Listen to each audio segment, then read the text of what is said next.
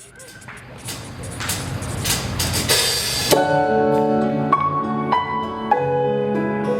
ิดแฟนให้พวกเราได้นะคะปรบมือได้ด้วยนะมาช่วยกันแล้วโอ้โหชุดนั้นสวยมากสวยมากเริ่มแล้วเริ่มแล้ว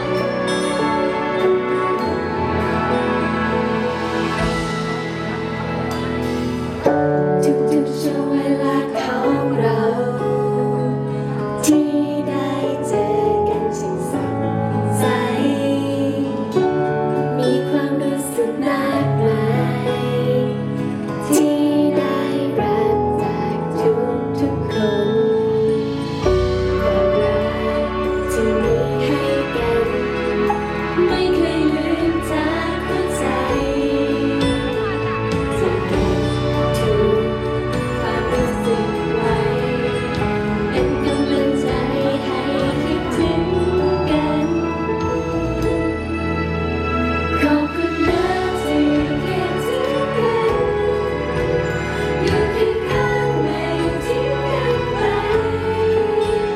อยากขอบคุณทุกความห่วงใย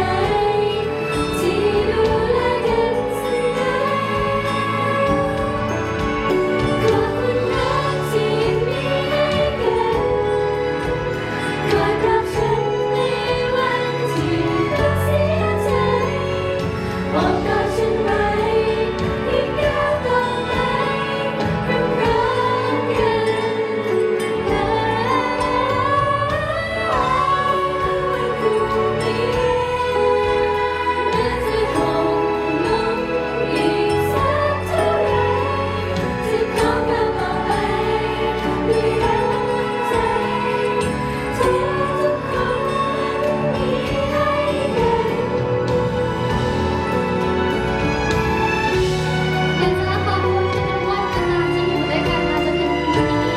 ปีนี้เก่งมากๆเลยนะคะขอบคุณที่เก็บพวกเราในการสเกลปีเอ็มด้วยนะคะปีหน้าก็ขอฝากตัวด้วยค่ะ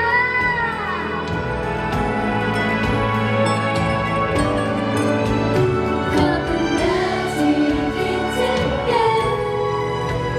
อยู่เคียงข้างไม่ทิ้งกันไปอยากขอบคุณทุกความห่วงใยที่ดูแลกันเสมอขอบคุณรักที่มีให้กันคอยปลอบฉันในวันที่ต้องเสียใจบอกกอดฉันไว้ให้ก้าวต่อไปเรารักกันขอบคุณนะที่คิดถึงกันอยู่เคียงข้างไม่ทิ้งกันไปอยากขอบคุณทุกความห่วงใยที่ดูแลกันเสมอขอบคุณนะที่มีให้กันคอยปลอบฉันในวันที่ต้องเสียใจบอกกอดฉันไว้ให้ก้าวต่อไปกับทุกๆคนไม่ว่าวันพรุ่งนี้จะได้ร้ายแค่ไหนก็ไม่กลัวเพราะฉันมีเธอที่อยู่ข้างกันตลอด